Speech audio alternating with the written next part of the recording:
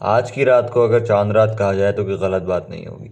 लेकिन ये चांद रात टी20 वर्ल्ड कप की है, क्योंकि कल से शुरुआत हो रही है मेंस टी20 वर्ल्ड कप 2026 की, जिसका पहला मैच खेला जाएगा पाकिस्तान और नेदरलैंड्स के दरमियान। तो हमें पता तो है कि पाकिस्तान की जिस तरह की ट्रैक रिकॉर्ड है, हम भरोसा तो नहीं कर सकते, और हम इस दफ़ा तो हम बिल्कुल ही नहीं कर सकते, क्योंकि हमें पता है ना, हमारे शहजादों ने बाइकआउट तो किया हुआ है गेम का, ये समझ के कि हम तीनों मैच जीतेंगे और डायरेक्ट सुपर 8 में क्वालिफाई करेंगे। लेकिन सर ये बड़ा मुश्किल है। क्यों? क्योंकि अब हमारा हर मैच तकरीबन नॉकआउट बन के खेलेगा। ये तो, या ऐसा भी हो सकता है कि कल का मैच हमारा पहला मैच भी हो और वर्ल्ड कप से निकलने का भी एक स्टेप हो। तो बड़ी सर मुश्किलात होने जा रही हैं। और दूसरी बात, मैच तो होगा तब ना जब बारिश नहीं होगी। Sir there is a production of rain tomorrow, और तकरीबन उसी वक्त है जब मैच स्टार्ट है। मैच स्टार्ट होने से थोड़ा सा पहले और मैच के एंड होने के वक्त बारिश है। अगर मैच एंड होने से पहले बारिश हो गई या फिर मैच स्टार्ट होने से पहले हो गई, मैच स्टार्ट होने से पहले हो गई, तो फिर अगर लेट लेट शुरू होगा मैच, कट ओवर्स कट होंगे, तो बहुत मुश्किल हो जाएगी। लेकिन अगर मैच ज़्यादा होता है और एंड पे बारिश आती है, तो डीएलएस मेथड की वजह से हमें कुछ फ़ायदा हो सकता है, या फिर हम हार भी सकते हैं, क्योंकि कुछ नहीं पता कि डीएलएस के ज़रिए उनको भी पता होगा सामने नेदरलैंड्स की टीम को कि उनके पास ज़्यादा विकेट्स नहीं है खोने को, तो वो भी बहुत अलग तरीके से खेलेंगे। अगर उनको पता होगा कि बारिश आने वाली है, बारिश आ गई है, या फिर बादल आ रहे हैं, तो फिर वो उसको मद्देनज़र रखते हुए खेलेंगे। तो ये एक बहुत ट्रिकी सिचुएशन हो गई है पाकिस्तान के लिए, क्योंकि हमें पता है हमने इंडिया वाला मैच वैसे ही नहीं खेलना। मतलब एटलीस्ट हमारे पास एक चांस तो होता अगर हम वो मैच खेलते कि हम शायद जीत जाते, क्योंकि हमारे पास एक स्पिन अटैक ऐसा है जो दुनिया में किसी भी टीम को काबू कर सकता है। हमने ऑस्ट्रेलिया के अगेंस्ट देख लिया, 90% जो उनकी बैटिंग थी वो वही बैटिंग है जो वर्ल्ड कप में खेलेगी, सिर्फ एक मैक्सवेल और एक टिम डेविड नहीं थे। तो आई थिंक कि हमें एक चांस मिल सकता था अगर हम इंडिया का मैच खेलते, लेकिन एक गवर्नमेंट ने एक स्टांस लिया है, तो आई थिंक सही ही लिया होगा और कुछ क्रिकेट की बेटरमेंट के लिए ही लिया होगा पाकिस्तान के अंदर। तो आई थिंक उससे अब कोई ताल्लुक़ नहीं है, क्योंकि अब वो हो चुका है। अलबत्ता कि वो चेंज हो सकता है, क्योंकि हम पाकिस्तान में रहते हैं। हम पाकिस्तान में रहते हैं और पाकिस्तान में आए दिन यू टर्न होते रहते हैं, यू टर्न भी होते हैं, मतलब रिटायरमेंट की यू टर्न तो हम हज़ारों दफ़ा देख चुके हैं। तो उसको कोई भी कह लें, शाहिद अफरीदी को कह लें, किसी को भी कह लें, वो यू टर्न तो हमने हज़ार दफ़ा देखे हैं, खासकर क्रिकेट के अंदर तो बहुत ही देखे। तो कुछ नहीं पता कि मैच हो जाए 15 तारीख को पाकिस्तान इंडिया का मैच।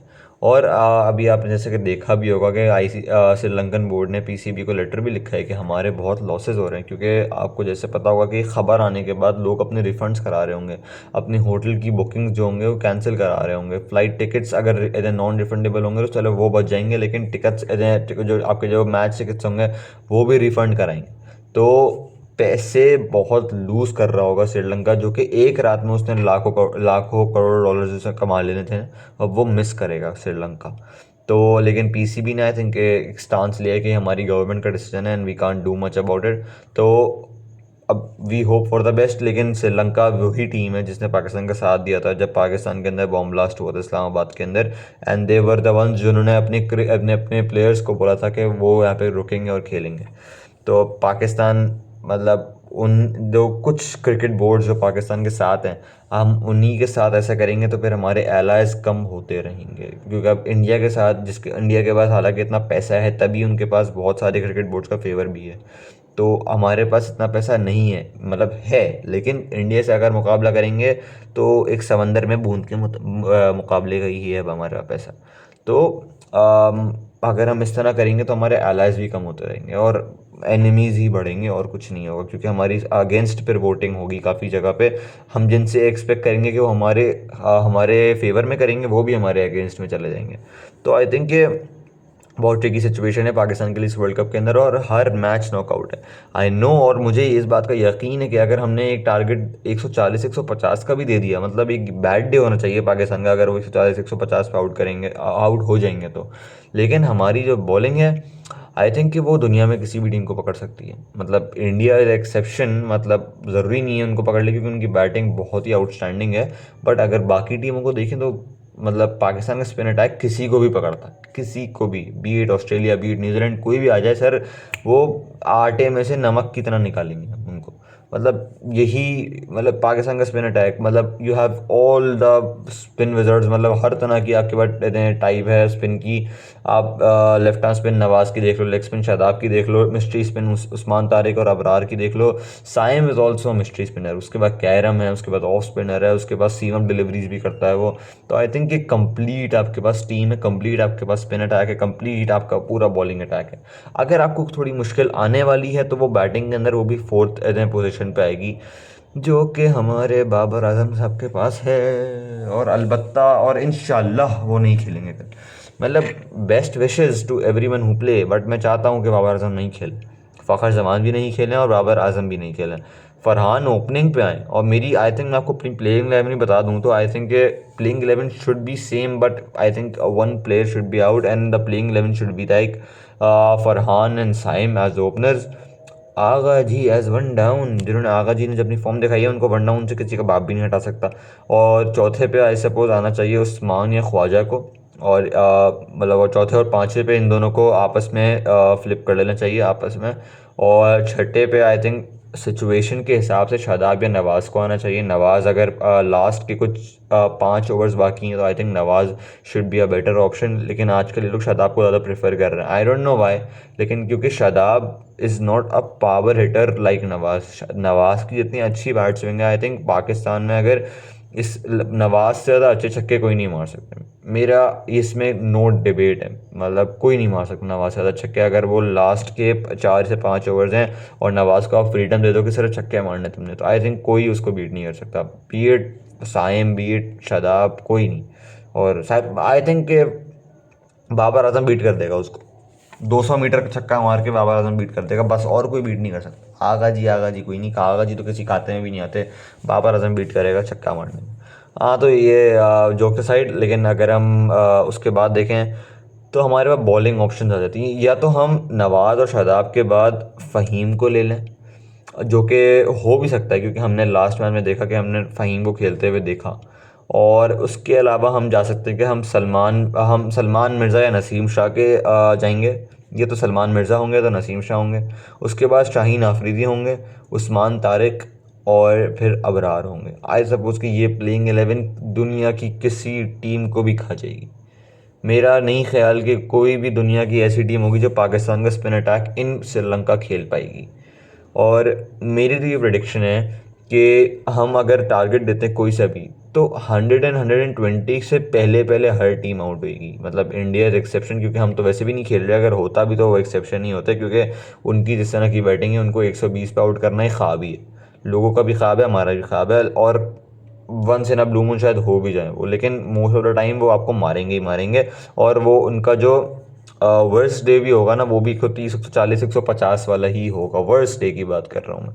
और वो उनका अच्छा दिन तो फिर वो 300 तक भी ले जाएं, फिर उनका तो कोई भरोसा ही नहीं हो। जंगली जानवर है साले, भेड़िए वो राक्षस किसी को नहीं छोड़ते। वो छोटा भालू जो राक्षस है उनका, वो जो मोटा है, उसने वो 14 साल बच्चा, पता नहीं 14 साल का है भी कि नहीं है, वो उसने साले ने 180 मार दिया है। मतलब वो तो मार ही जा रहा है। वो उन्होंने 80 बॉलों पे, वो मैंने स्कोर कार्ड खोला तो 25 ओवर में उनके 250 रन थे। अब इतना तो हमने T20 में नहीं खेलते। अबे मतलब 25 ओवर में 250 और 10 का रन रेट हो गया। 10 का रन रेट हमने ख्वाबों में मेंटेन नहीं किया। बाबर आजम को बताओ, बाबर आजम सर्फ खा लेगा इस बात पे। यार ये क्या बात हुई, मतलब लेकिन यार यही बात है कि India is playing some outstanding cricket. और फेवरेट्स अगर उनको कोई बोलता भी है ना तो कोई आई थिंक कोई बुरा भी नहीं मानेगा, कोई ये बात भी नहीं बोलेगा कि यार ये लोग बहुत ज़्यादा बायस हो रहे हैं या फिर ऐसा कुछ कर रहे हैं। लेकिन क्योंकि इनकी इतनी आला टीम है, सपोज कि कोई इनको कम्पीट ही नहीं कर पा रहा उनके against, be it Sri Lanka, be it South Africa, be it New Zealand, be it Australia की तो अब और हल्की हो गई है सपोज, क्योंकि जब से पैट कमिंस गया पहले तो वो हल्की हुई, फिर जॉश हेजलवुड भी चला गया था, वो और हल्की हो गई। मतलब इनकी बॉलिंग के अंदर वो जो इनका ट्रियो था of Starc already retired, Pat Cummins injured, Hazlewood injured, तो मतलब उनका बॉलिंग अटैक आई सपोज कि नेथन एलिस ही लीड कर रहा होगा। और Nathan Ellis is a very good bowler और आई थिंक, लेकिन वो अभी लीडरशिप के, बॉलिंग लीडरशिप के रोल के अंदर आना, मतलब he is very young for that. So I think मेरे और यही मसला आई थिंक कि ऑस्ट्रेलिया के पास चैम्पियंस ट्रॉफी के अंदर भी था कि they didn't have that particular bowlers for just defending और उनको लो, सामने वाली टीम को लो स्कोर्स पे रोकने के लिए।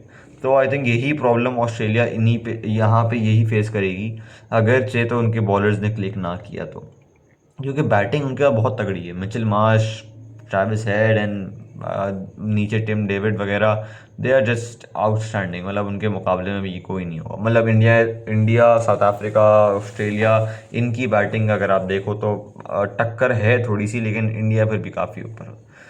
तो अगर हम अपने मैच की ही बात करें तो आई सपोज के प्लेइंग 11 पे तो बात हो गई। अब हम सामने वाली टीम की अगर भी कोई बात करें तो मैंने उनकी कुछ की प्लेयर्स निकाले हैं। तो आई सपोज कि हम उनके अगर हम की प्लेयर्स की बात करें तो first on the list is Max O'Dowd. I suppose के वो ओपनर है। उन्होंने 444 रन्स मारे हैं उनके T20 वर्ल्ड कप के करियर के अंदर। उनकी 34 की एवरेज हो गई, और he is the highest run scorer for the Netherlands in world cup history. मतलब ही हैज़ समथिंग कि आपको ख़तरा दे सकती है अगर वो ओपनिंग पे चल गया। और आई रिमेंबर कि उसने शायद रन्स किए थे हमारे खिलाफ in the 2022 world cup. So I think कि हमें इनसे बच के थोड़ा रहना पड़ेगा और अच्छा खेलना ही पड़ेगा, और इनको जल्दी आउट करें, क्योंकि इनका जो हाईएस्ट स्कोर है ना वो है 158 अगेंस्ट स्कॉटलैंड। तो मतलब इस बंदे को लंबी बारी भी लेनी आती है।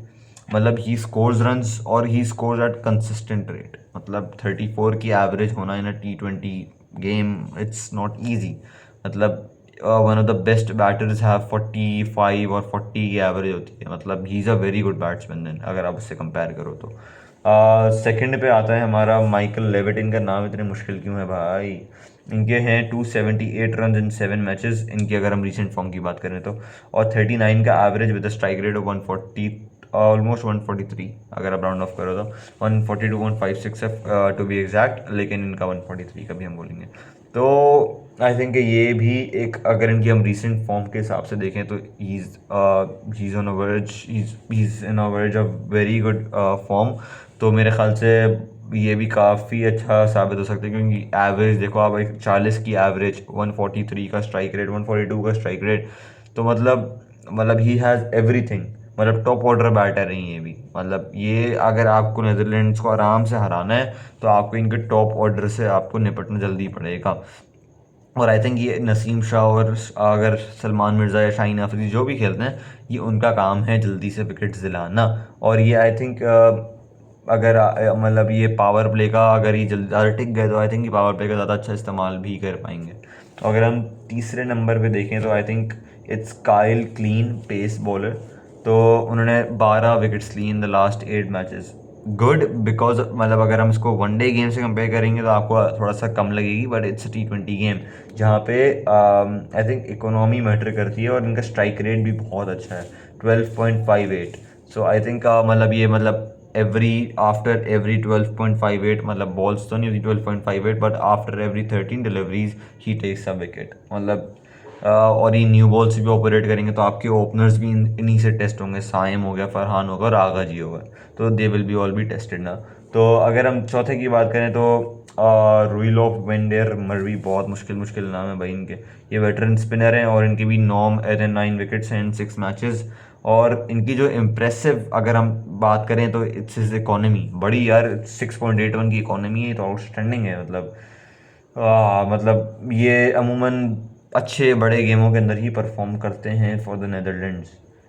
तो अगर हम आखिरी दफ़ा देखें तो पाकिस्तान जो अगर हेड टू हेड देखें पाकिस्तान का अगेंस्ट इन T20 अगेंस्ट नेदरलैंड्स, तो पाकिस्तान ने 2 मैचेस खेले हैं T20 मैचेस, और 2 पाकिस्तान जीता है। और जो हमने लास्ट खेला था T20 वर्ल्ड कप के अंदर 2022 के अंदर, वो तो बड़ा ही सर डिज़ास्टर का वाला मैच था। मतलब आई थिंक हमने उनको 95 पे या पता नहीं कितने पे, हमने 90 पे आउट कर दिया था। और आई सपोज कि हम उनको मर मरा के हम लोग जीते थे यार वो मैच।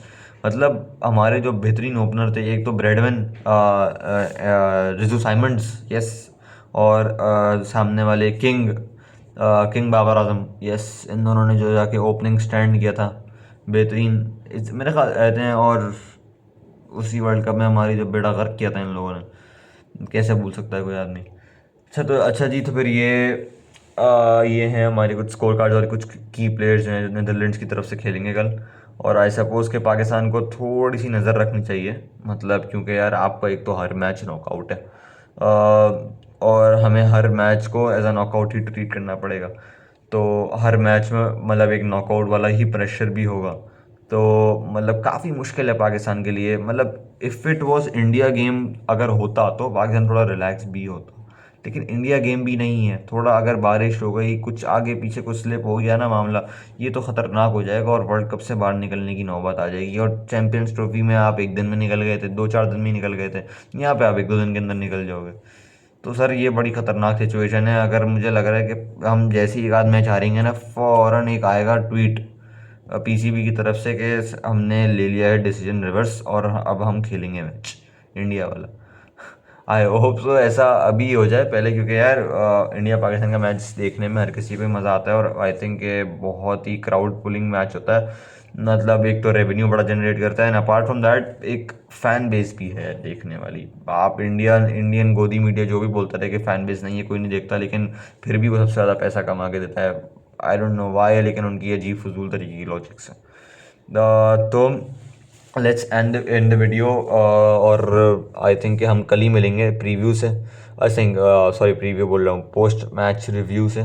और आई होप सो कि पाकिस्तान जीतेगा और एक गेम होगा। सबसे पहले तो एक गेम होना चाहिए, क्योंकि बारिश की प्रिडिक्शंस हर कुछ देर बाद या तो बढ़ती हैं फिर गिरती हैं, तो we can't say much about that. तो लेकिन आई सपोज के गेम होना चाहिए और अच्छी गेम होनी चाहिए और पाकिस्तान को कंप्लीटली डोमिनेट करना चाहिए। और मुझे नहीं ख्याल है कोई फिक्र करने की बात है कि पाकिस्तान हार जाएगा। आई थिंक कि जितना अच्छा पाकिस्तान का बॉलिंग अटैक है, आई थिंक कि Netherlands just don't stand a chance against us. चलो, थैंक यू फॉर वॉचिंग और सब्सक्राइब कर लो, शेयर करो इस वीडियो को, लाइक करो। Thank you. और कल इंशाल्लाह हमारी वीडियो मैच ख़त्म होने के बाद आ जाएगी। और thank you for watching this video.